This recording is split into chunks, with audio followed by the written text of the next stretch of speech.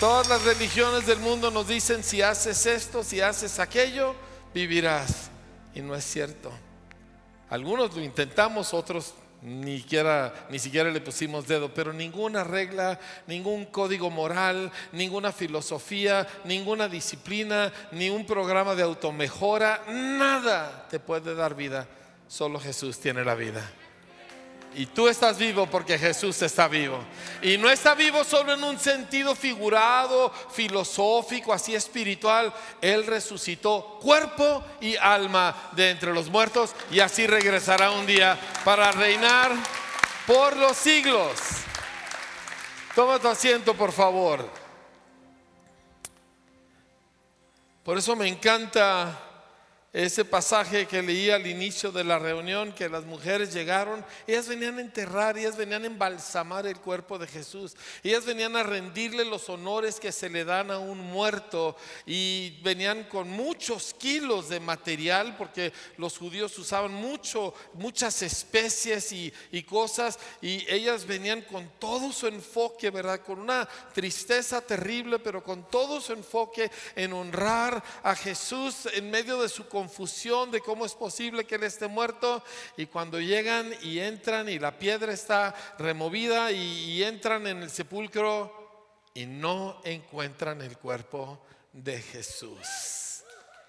Eso es lo que estamos celebrando el día de hoy, lo que pasó esa mañana, ¿sí? Y es increíble porque todas las religiones del mundo dependen de lo que dijo o lo que enseñó su filósofo, su maestro o su líder, pero todos ellos están muertos. Todos están muertos. Dígalo conmigo: todos están muertos. Pero hay uno que está vivo, ¿sí? Jesús no es el Señor de señores y el Rey de reyes porque enseñó mejor que otros y enseñó mejor que otros. Y no es el Señor de señores y Rey de reyes porque fue mejor que otros y obviamente fue mejor que cualquiera. Él es quien es porque Él venció la muerte. Y no solo la venció la de Él, venció la tuya y la mía. Y de eso les quiero hablar en esta tarde. Así que, Padre, ayúdanos hoy por tu Espíritu Santo para oír, Señor, tus palabras y entender tu corazón, Señor, y poder nuestros ojos espirituales ver a Jesús y todo lo que Él es ahora, Señor, en nosotros. Te pedimos, Señor, que nos ayudes este día a poder atravesar todas las barreras, Señor, de ideas o de pensamientos o del pasado, de temores, de lo que sea, y podamos ver a Jesús. Amén. Amén. Pues quiero empezar como empiezan todas las buenas historias, con la parte triste. Y la parte triste se lee en Génesis. Dios crea a la raza humana y la raza humana es perfecta. La Biblia dice que Dios los creó varón y hembra y les llamó Adán, porque Adán significa humano, ser humano, ¿sí? Y cuando Dios los crea, los hizo a su imagen. Ellos tenían sus pensamientos, tenían su corazón, eran un reflejo de Él, y les da el planeta entero y les dice: gobiérnenlo. Sobre los peces del mar, las aves de los cielos, las bestias sobre la tierra, hagan todo lo que ustedes deseen en este planeta, es de ustedes. Solo una pequeña cosa les puso como prueba de su obediencia, una sola cosa. Y ellos se vuelven contra Dios, pronto traicionan aquella confianza y escogen el camino de decir: yo voy a hacer lo que yo quiero. Como resultado, la muerte entró. Dice Romanos 5:12, y quiero que lo anotes porque este es un versículo clave para entender la vida y entender a Cristo. Dice: como el pecado entró en el mundo por un hombre y por el pecado la muerte, así la muerte pasó a todos los hombres. A todos los hombres. Adán peca, ¿verdad? Él escoge Eva fue engañada, pero Adán escoge desobedecer a Dios y la muerte entra, porque Dios les había dicho: el día que ustedes coman de esto, ese día morirán. Y lo vemos inmediatamente después en Génesis 4, cuando empieza la historia de los hijos de Adán. Dice: conoció Adán a su mujer Eva, la cual concibió y dio a luz a Caín, y dijo: por voluntad de Dios he adquirido varón. Dice, después dio a luz a su hermano Abel, y Abel fue pastor de ovejas, y Caín fue labrador de la tierra. Y aconteció andando el tiempo que Caín trajo del fruto de la tierra una ofrenda al Señor. Y Abel trajo también de los primogénitos de sus ovejas, de lo más gordo de ellas. Y miró el Señor con agrado a Abel y a su ofrenda, pero no miró con agrado a Caín y a la ofrenda suya. Y dice, y se ensañó Caín en gran manera. Qué palabra tan fuerte. Se ensañó Caín en gran manera y decayó su semblante. Entonces el Señor dijo a Caín: ¿por qué te has ensañado y por qué ha decaído tu semblante? Si bien hicieres, no serás enaltecido, y si no hicieres bien, el pecado está a la puerta. Con todo esto, a ti será su deseo y tú te enseñorearás de él. Y estoy yo leyendo esto, y primero me llamó la atención que Dios tuviera tanto trato con Caín. El bueno era Abel, pero el trato de Dios es con el malo. Es con el que habla, y Caín lo oye y Dios habla con él.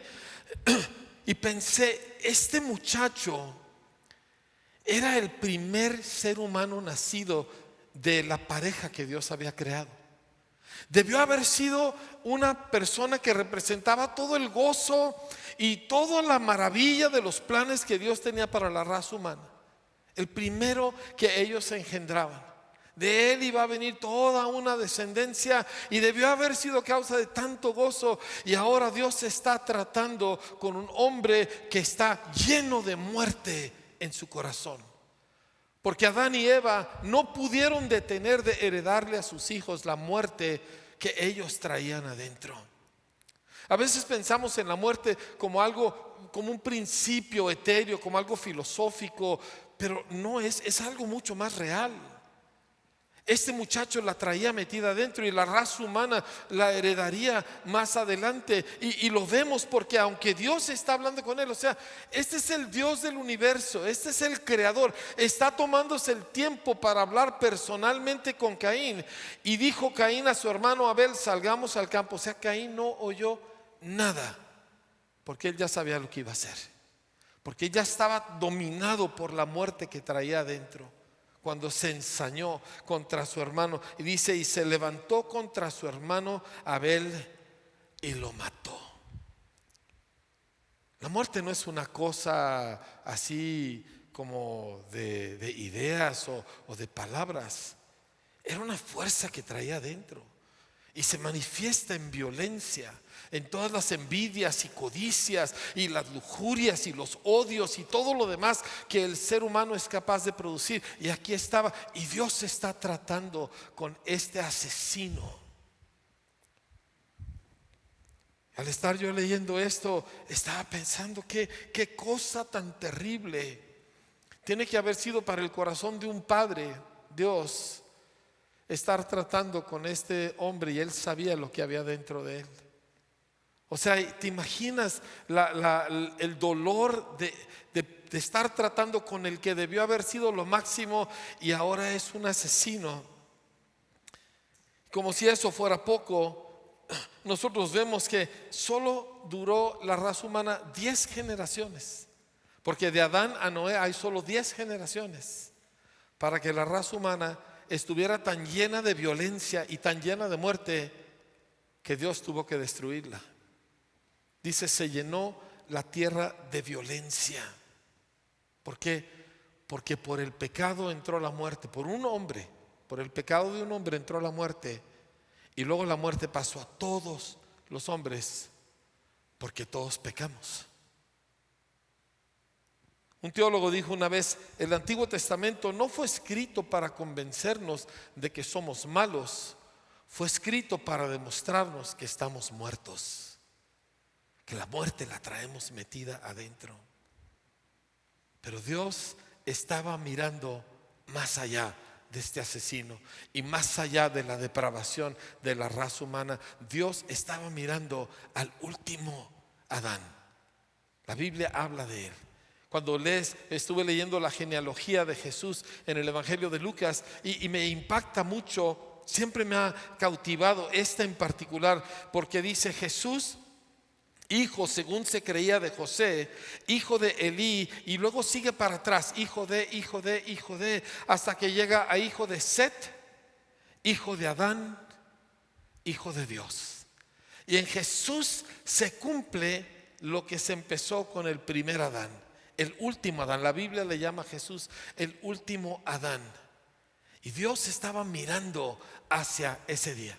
Aquí con la muerte, aquí con todas las perversiones, aquí con toda la violencia, pero Dios estaba mirando más allá. En medio de toda esta oscuridad, Dios estaba mirando más allá, porque tengo noticias para ti. En el día más oscuro, el cielo sigue gobernando. Y en el momento que la raza humana está en su peor momento, Dios sigue gobernando. Y Dios no trató con el bueno, Dios trató con el malo, porque Él es un redentor. Y Él estaba mirando al que redimiría a todos los que somos como Caín.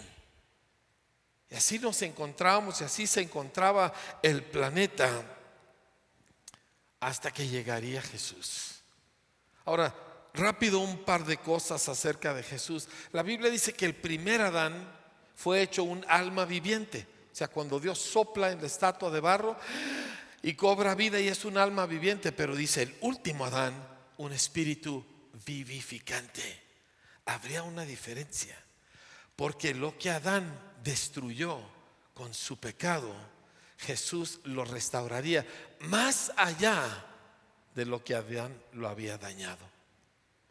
Ahora, vayan conmigo por favor al Evangelio según San Juan, porque esto es lo que Dios estaba mirando. Esto es hacia donde el Señor tenía puesta su vista. Juan capítulo 1, me encanta el pasaje. Dice así: en el principio era el verbo, y el verbo era con Dios, y el verbo era Dios. El verbo ser es el nombre de Dios. Yo soy el que soy.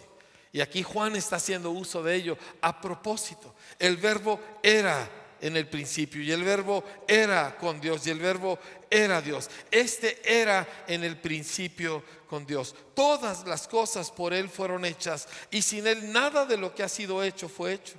En Él estaba la vida, y la vida era la luz de los hombres. Oye bien lo que dice: en Él estaba la vida, porque todos los demás estábamos muertos. No había uno solo vivo.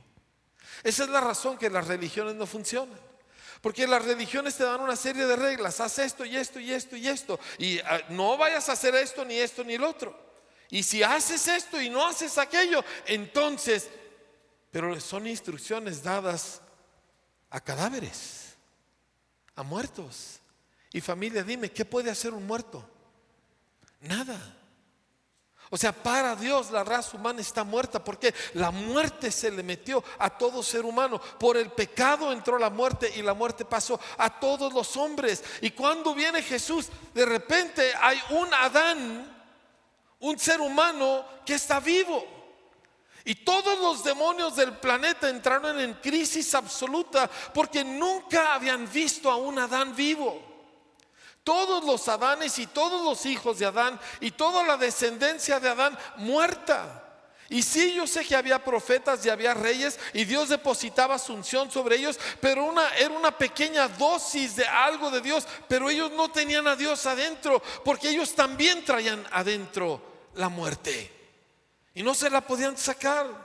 Por eso héroes como el rey David, un grande entre los grandes, el dulce cantor de Israel, asesinó a uno de sus mejores amigos para quedarse con su esposa, porque la muerte la traía metida adentro y no se la podía sacar ni él ni ninguno. Por eso mismo David miró hacia adelante, hacia el día que vendría, aquel que sería como el rocío de la mañana y como el sol cuando resplandece.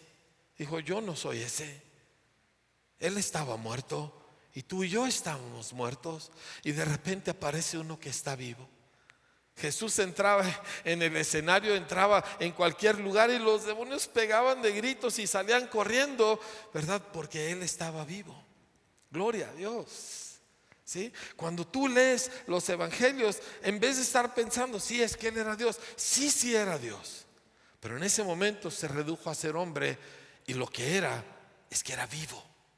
estaba vivo, la vida de Dios estaba en él, y por esa razón todas las tinieblas huían de delante de Jesús. A mí me encanta leer los evangelios. Mi parte favorita de la Biblia, yo sé que no debe haber parte favorita, pero mi parte favorita de la Biblia son los evangelios, porque ahí ves a Jesús en vivo y a todo color, Dios entre los hombres, Dios viviendo entre nosotros como uno de nosotros, pero más allá. Y ahora, aquí es donde empieza todo el cambio. Ahora, viene Jesús a un planeta oscuro y muerto, lleno de violencia, lleno de maldad, lleno de religión, que es una de las cosas más muertas que existe, ¿sí? Porque la religión nunca salvó a nadie. Y hay miles de religiones en el mundo y ninguna puede arreglar a nadie, porque la religión, repito, le da sus instrucciones a hombres y a mujeres muertos. Tú podrás cambiar tu conducta, pero no puedes sacar la muerte que traes adentro. Y tú podrás inclusive cambiar tus palabras, pero no puedes cambiar la muerte que te gobierna por dentro. Entonces, te pones a pensar, y esto es importante, la fe cristiana no es porque las palabras de Jesús son las más hermosas. Esa no es la razón que seguimos a Jesús. Esa no es la razón que es válida nuestra fe. Nuestra fe es válida no por el contenido de sus enseñanzas ni por el ejemplo de su vida. Nuestra fe es válida porque el día de resurrección, hace casi 2000 años, Jesús venció a la muerte. O sea, nuestra fe está basada en un hecho en la historia. Por eso la tumba vacía es vital. Si la tumba no estuviese vacía, si Jesús estuviese muerto, todo lo que nosotros creemos sería mentira. Y nuestra fe sería algo absolutamente vacío, tan inútil como cualquier religión. Es importante que tú y yo entendamos eso. Tú no estás poniendo tu confianza en que le estoy echando ganas para ser buen cristiano, y tú no estás poniendo tu confianza, es que es tan hermoso lo que dice el Señor. Tú estás poniendo tu confianza en un hecho que nadie puede refutar, que la tumba de Jesucristo está vacía, porque Él se levantó de los muertos, Él venció la muerte, no solo para Él, sino para todos nosotros. Pero déjame te platico cómo sucede eso. Jesús nace en el momento del máximo auge del Imperio Romano. Ahora, el Imperio Romano, en las visiones que tuvo Daniel, en el profeta Daniel, que Dios le reveló la historia a través de visiones, y Dios le reveló los 4 grandes imperios que dominarían al mundo. El imperio babilónico, representado por un león con alas; el imperio persa, representado por un oso gigantesco; el imperio griego, representado por un leopardo. Y luego dice lo siguiente Daniel: después de esto miraba yo en las visiones de la noche, y he aquí la 4ª bestia, espantosa y terrible y en gran manera fuerte, la cual tenía unos dientes grandes de hierro, devoraba y desmenuzaba, y las sobras hollaba o pisoteaba con sus pies, y era muy diferente de todas las bestias que vi antes de ella, y tenía 10 cuernos. La bestia que representa a Roma era la más horrible, la más espantosa de todas las visiones que tuvo Daniel, porque representaba la máxima maldad y la muerte de la que el ser humano es capaz. El imperio romano arrasó con todo. No tenía misericordia de absolutamente nada. Era un reino de absoluto terror. Y a este imperio Dios entregó a su único hijo, al último Adán, al Cordero de Dios sin mancha y sin pecado. A este imperio cuya capacidad de crueldad y de maldad era lo máximo que jamás ha habido en la raza humana, a estos lo entregó el Señor. Y toda la ira y toda la muerte y todo el odio y toda la violencia y todo lo que el ser humano es capaz de producir, manifestado millones de veces, multiplicado a lo de Caín, en este imperio todo eso se derramó sobre Jesús. Todo eso es lo que Él recibió cuando fue azotado, cuando fue colgado en la cruz. Y toda esta muerte de la que es capaz el ser humano, Él se la absorbió toda. Entonces Dios le quitó la vida. Y se cumplió la palabra del profeta que le dijo: oh muerte, yo seré tu muerte. Y en un momento, en la cruz de Cristo, con sangre por todos lados, con un cuerpo desfigurado y retorcido, la muerte es vencida para siempre.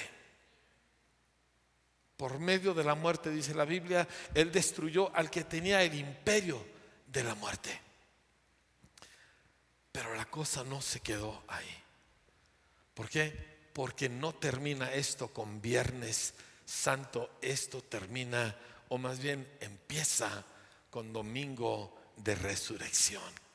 Porque al vencer la muerte, venció la muerte. ¿Me estás escuchando?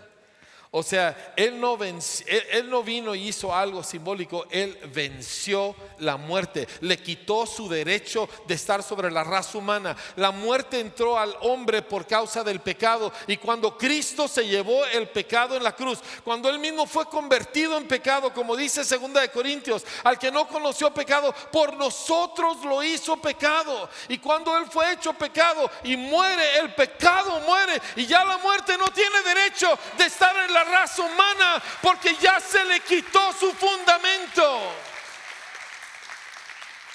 Y al tercer día, mire, yo no sé, pero estoy seguro que hay una videoteca en el cielo, ¿verdad? Donde están grabados de como unas 800 cámaras, ¿verdad? De todos los ángulos posibles del momento en que Jesús estalla los ligamentos de la muerte, las cadenas de la muerte, revienta todo aquello y sale el Cristo resucitado en la madrugada del Domingo de Resurrección.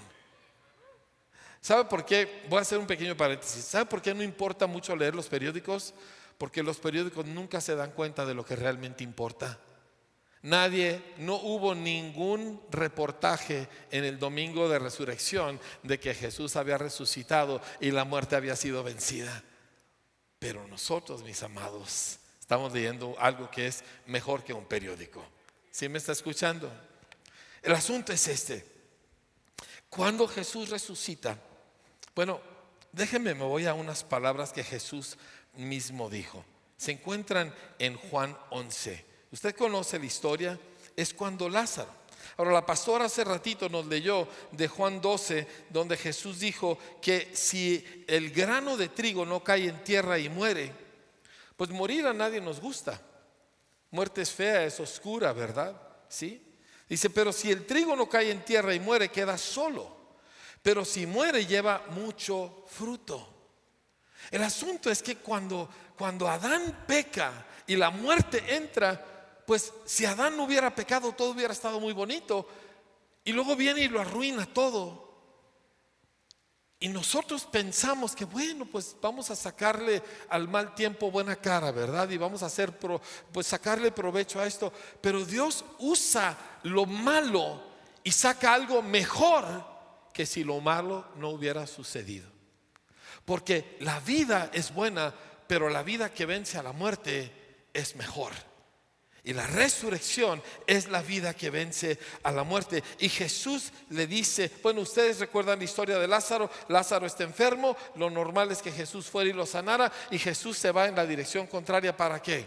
Para que Lázaro se muera. Y todo el mundo está terriblemente triste, las hermanas están deshechas. Y cuando Jesús regresa, ¿verdad? Todo el mundo está llorando. Y Jesús viene con Marta y está hablando con ella. Y ella pues de alguna manera diciéndole, Señor, ¿qué pasó? Y él le dice, tu hermano resucitará. Y Marta le dijo, yo sé que resucitará en la resurrección, en el último día. Marta era una buena judía, creía en la resurrección, que vendría un día. ¿Sí? Y ella está diciendo, yo sé que eso va a pasar. Y Jesús le dice, Marta. Yo me imagino que a lo mejor le dijo, Marta, Marta, porque esto es como le decía él a ella, ¿sí? Marta, Marta, esto no es doctrina, esto no es escatología, Esto no es las buenas prácticas judías. Yo soy la resurrección y la vida. Yo el que estoy parado aquí delante de ti. La resurrección no es una serie de normas. La resurrección no es una especie de fantasía. La resurrección soy yo. Y le dice, el que cree en mí, aunque esté muerto, vivirá. Y todo aquel que vive y cree en mí no morirá eternamente. Y para demostrárselo al mundo, voltea, le dice a Lázaro, ven fuera, y Lázaro ven fuera, y el mundo se voltea al revés, porque estaba parado en medio de la muerte el que vive y hace vivir. Lázaro no necesitaba portarse bien, Lázaro no necesitaba cumplir las reglas, Lázaro necesitaba a Jesús. Y tú no necesitas cumplir al pie de la letra todo, y tú no necesitas saber cómo le hago. Tú lo que necesitas es a Jesús.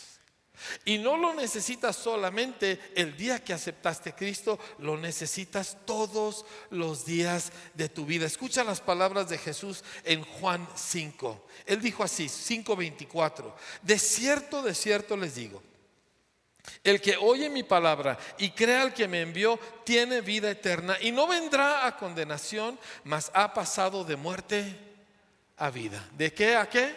De muerte a vida.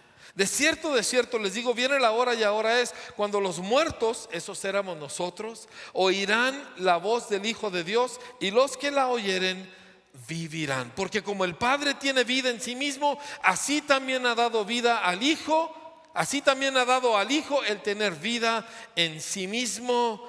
Y por eso Jesús es el que nos da vida. Mire, déjeme le platico de mi propio testimonio. Y luego quiero irme a cómo vamos a caminar esto. ¿Sí? Yo tenía 21 años de edad y me invitaron un par de chavos yo les tenía muchas preguntas acerca de Dios y de la Biblia, porque yo no creía en nada de eso. Y vienen, y me acuerdo que gracias a Dios los tres llegamos a la cita, y les hice 1000 preguntas y me las contestaron todas, y no me acuerdo de ninguna de sus respuestas. Nada más me acuerdo de una respuesta que me dieron. Y ni siquiera ese es importante. Lo que me acuerdo es que por primera vez yo vi a gente viva. Ahora, ellos eran cristianos, traían Biblia, y para mí eso era religión. Y religión, yo decía, es lo peor, es lo más horrible, es lo más muerto, ¿verdad? Y sí es. Pero estos estaban vivos. Yo nunca había visto gente tan viva. Y me invitan entonces a ir a un estudio bíblico, lo cual yo no quería ir. 2 días después voy a ese estudio bíblico, y al final del estudio estoy platicando con un hombre asiático, se llama Pablo Tokunaga, y él estaba vivo. Y yo nunca había visto gente viva. Nunca. O sea, les brotaba la vida de todos lados en 1000 diferentes maneras, y yo nunca había visto eso. Y esa es la razón que yo vine a Cristo, o más bien que Cristo me alcanzó a mí, porque me topé con la vida. Y ahora nosotros, y esto es lo que pasa. Yo 10 días después de esa noche fue cuando yo tuve un encuentro con Cristo, y yo resucité, o más bien Él me resucitó a mí. Y lo que sucede inmediatamente es que te empiezas a topar con otra gente que está viva. Te los empiezas a encontrar en un lugar y en otro. Uno de ellos se llama Ray, era un mecánico, y me topo con él. Y otro era un chaparrito que se llama David, ¿sí? Que quería ser misionero con computadora para traducir la Biblia a idiomas desconocidos. Y me topé con él, y con Tomás, que me enseñó a leer la Biblia. Y me topé con otros, y ellos estaban vivos. Y eso, mis amados, es la iglesia. Un montón de gente resucitada. No gente que está haciendo o tratando, sino gente que ha oído la voz del Hijo de Dios y resucitó. Y nos empiezan a suceder cosas. Y no son cosas que uno, bueno, aquí dice esto y esto y esto y esto, entonces hay que hacerlo. Y muchos leemos la Biblia, el Nuevo Testamento, y lo leemos como las nuevas reglas, ¿sí? Las viejas reglas del Antiguo Testamento con sus sacrificios de sangre no me podían salvar, pero ahora hay nuevas reglas, a ver si con estas funciona. Pero no es así.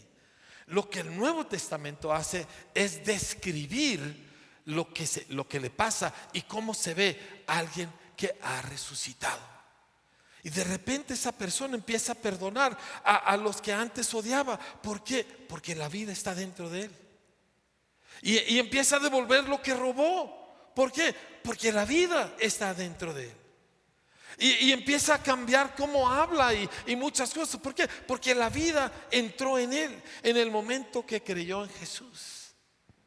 Vayan conmigo a Colosenses capítulo 3.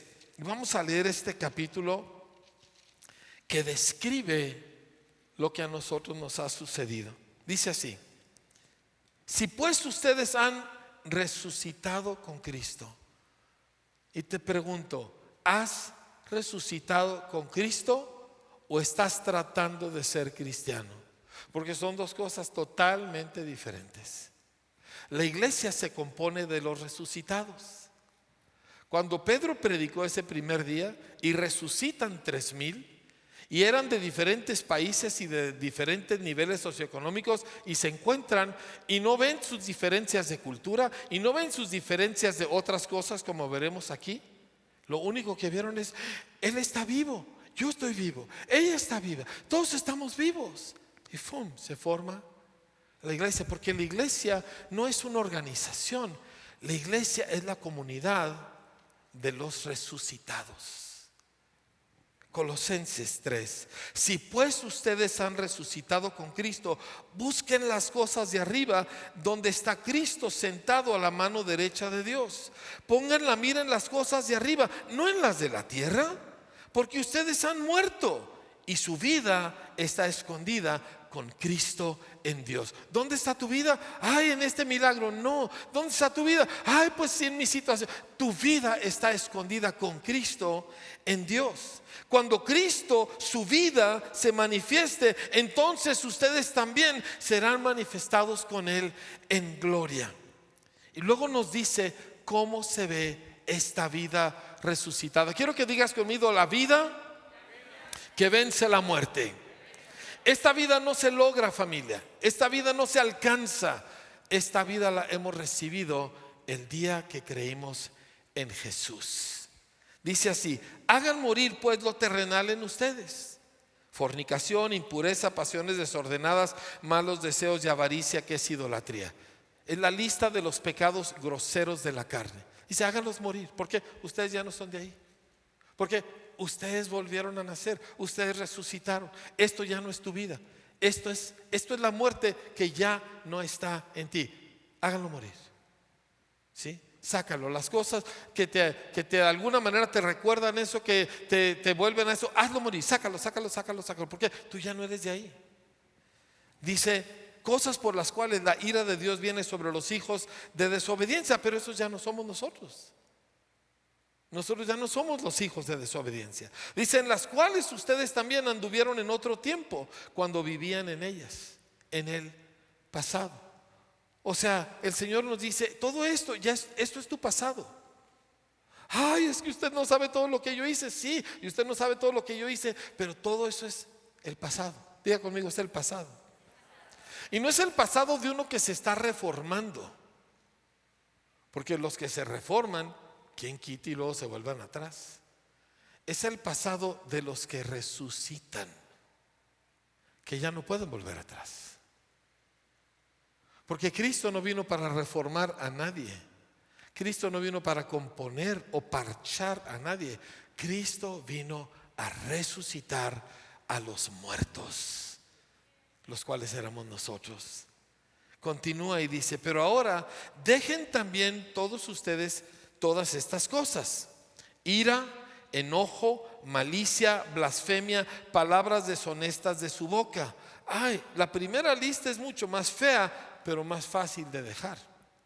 Son los pecados obvios, son los groseros, ¿verdad? Son los evidentes, son los vergonzosos. Bueno, va para afuera eso. Pero aquí empieza a hablarnos acerca de las cosas de adentro. Dice: también estas cosas son parte de tu pasado. Y la primera que menciona es ira, enojo, malicia, blasfemia cuando aquello sale de tu boca, palabras deshonestas de su boca. Y luego dice: no mientan los unos a los otros, porque ustedes están vivos. Es que ustedes están vivos. O sea, ya nosotros no somos aquello. No estamos en el proceso de mejoría. Saca de tu vocabulario la frase poco a poquito. Esa no está en la Biblia. En la Biblia está nuevo nacimiento. En la Biblia está nueva creación. En la Biblia está todas las cosas son hechas nuevas. Eso está en la Biblia. Poco a poquito no está. Poco a poquito son palabras de un reformatorio. Esto no es un reformatorio. Esto es vida de entre los muertos. Dice entonces: no mientan los unos a los otros, porque ustedes ya se despojaron de su viejo hombre con sus hechos y se han revestido del nuevo, el cual conforme a la imagen del que lo creó se va renovando hasta el conocimiento pleno. Escúchame atentamente. Este hombre nuevo, este tú resucitado, porque cuando Jesús resucitó era Jesús, pero en un cuerpo diferente. Pero el cuerpo se podía reconocer que era Jesús, pero era diferente, de una nueva naturaleza. ¿Sí? Ese es el hombre nuevo. Dice: tú te despojaste del viejo hombre y te has revestido de nuevo. Y lo increíble de este nuevo es que no solo resucitó el 28 de enero de 1980 cuando yo resucité, sino que día con día se renueva el hombre nuevo. Día con día nueva vida, nueva misericordia, nuevo resucitar. Cada vez nuevo, cada vez fresco, cada vez enfrentando la vida con mayor poder. Cada vez. Ese es quien tú eres. O sea, tú no eres el hombre viejo tratando de reformarse. Tú te despojaste de ese hombre y tú ahora te has revestido del hombre nuevo, el cual conforme a la imagen de Jesús se va renovando hasta el conocimiento pleno. Dice: donde no hay griego ni judío, donde no hay rico ni pobre, donde no hay hombre ni mujer, donde no hay culto ni naco, donde no hay circuncidado judío ni incircunciso pagano, donde no hay esclavo ni libre, sino que Cristo es el todo y en todos. Yo quiero detenerme aquí un momento como tu pastor, porque yo tengo 63 años de edad, y si la genética me ayuda y el Espíritu Santo, como quiera que sea, llego a los 100. Pero nadie tiene garantizado nada, ¿verdad? Y yo quiero vivir así. Yo no quiero vivir en lo que yo fui, yo quiero vivir en lo que yo soy. ¿Me estás captando? Yo no quiero vivir en la lucha contra todas aquellas cosas que estoy batallando con mis traumas yo no quiero vivir allá. ¿Por qué estás viviendo allá? ¿Por qué estás tratando de explicar, a veces hasta con libros cristianos, por qué vives allá? Si tú ya resucitaste, si Dios no está cerca de ti, Dios está adentro de ti desde el día que creíste en Cristo. ¿Por qué estás midiendo en lo que miden ellos? ¿Y por qué estás entendiendo como entendías antes si ya no eres esa persona? Tú has vuelto a nacer y tu vida está escondida en Cristo. Tú no necesitas incumplir las reglas, ahora voy a tratar de cumplirlas. Tú necesitas a Jesús, caminar pegadito con Él, porque ahí está tu vida. ¿Sabes dónde está el nuevo Ricardo? No está en tu esfuerzo, está en Jesús. El viejo Ricardo, ese lo encuentras fácil, pero el nuevo Ricardo solo está en Cristo. Y tú te le pegas pegadito como tábano a Jesús, y ahí está el nuevo Ricardo. ¿Me entiendes? Ya está la nueva Elia, ya está el nuevo Eric. Cada uno de nosotros. El nuevo hombre no se encuentra en el esfuerzo y que yo traté y que yo luché y que yo me volví a consagrar y que oraron por mí, y todo eso es bueno, no me malinterpretes. Pero el nuevo tú, el nuevo Marco, se encuentra adentro de Jesús, y Jesús está adentro de ti. ¿Por qué estás volteando para otros lados? Pon tu mira en las cosas de arriba, donde Jesús está, y resulta que tu vida está ahí también. Déjame te leo cómo es esta vida. Dice: vístanse pues como escogidos de Dios, santos y amados, de entrañable misericordia, de benignidad, de humildad, de mansedumbre, de paciencia, soportándose unos a otros y perdonándose unos a otros si alguno tuviera queja contra otro. De la manera en que Cristo les perdonó, así también háganlo ustedes. Y sobre todas estas cosas vístanse de amor, que es el vínculo perfecto. Y la paz de Dios gobierne en sus corazones, a la que asimismo fueron llamados en un solo cuerpo, y sean agradecidos. La palabra de Cristo more en abundancia en ustedes, enseñándoles y exhortándose los unos a los otros en toda sabiduría, cantando con gracia en sus corazones al Señor, con salmos e himnos y cánticos espirituales. Qué bonito cuadro, ¿verdad? Es que queremos ser cristianos, iglesia. De veras queremos ser cristianos. Y no es una cosa ajena a nosotros, porque todo lo que tienes es voltear a ver a Jesús y entiendes cómo es esto. No mires a otros lados. Deja de voltear para atrás. Deja de dar razones por las cosas del pasado que quieres sostener en tu presente. Tú eres de Cristo, y esto es Cristo. Y así queremos vivir. Tengo 63 años y he trabajado mucho por 40 y pico de años, sirviendo al Señor, haciendo circo, maroma y teatro, corriendo de un lado al otro, predicando el Evangelio. Y con el favor de Dios, pues voy a seguir sirviendo al Señor con toda mi fuerza y toda mi vida. Pero yo quiero ser cristiano. Yo quiero actuar con entrañable misericordia, y yo quiero caminar en humildad, y yo quiero una comunidad de gente viva, que por estar vivos estamos así. Eso es donde el mundo puede ver a Jesús. Nuestra celebración, claro que celebramos, Jesús está vivo, esa es la razón que yo estoy vivo.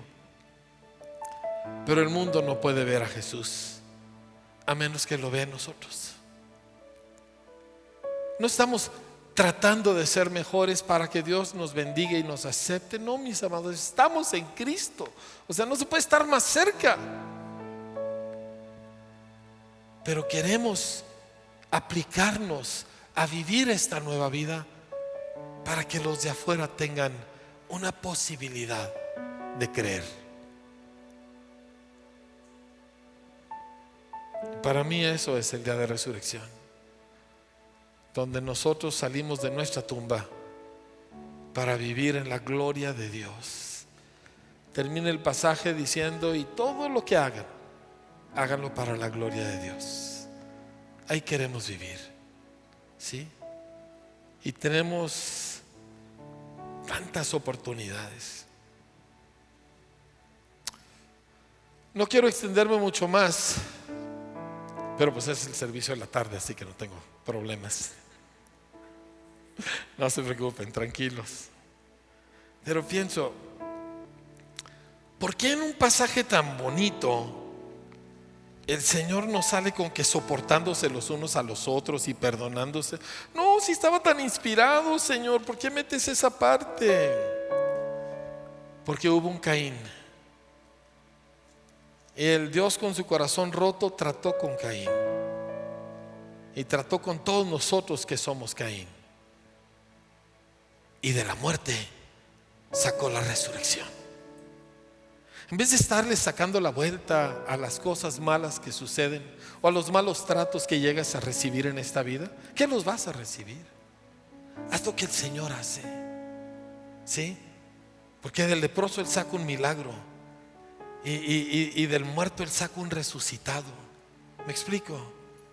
Y de la ofensa Él saca una acción que cambia el corazón del que ofende. Y esto es Cristo en nosotros. Así vivimos. Esto es como queremos vivir, cuando no le estamos dando lugar al viejo hombre que nos arruinó la vida. Esto es como tú y yo queremos vivir, ¿verdad que sí? Sí, por eso estás aquí. Por eso me estás viendo por medio de la internet o donde me estés escuchando, que tú quieres esto. Y esto se encuentra solo en Cristo Jesús. ¿Cómo llega uno a eso? Pues uno no llega a Cristo, llega a uno. Y Cristo ha llegado a ti. Por eso estás aquí, por eso estás viéndome. Porque Cristo te ha querido incluir. Y tú eres Caín igual que yo.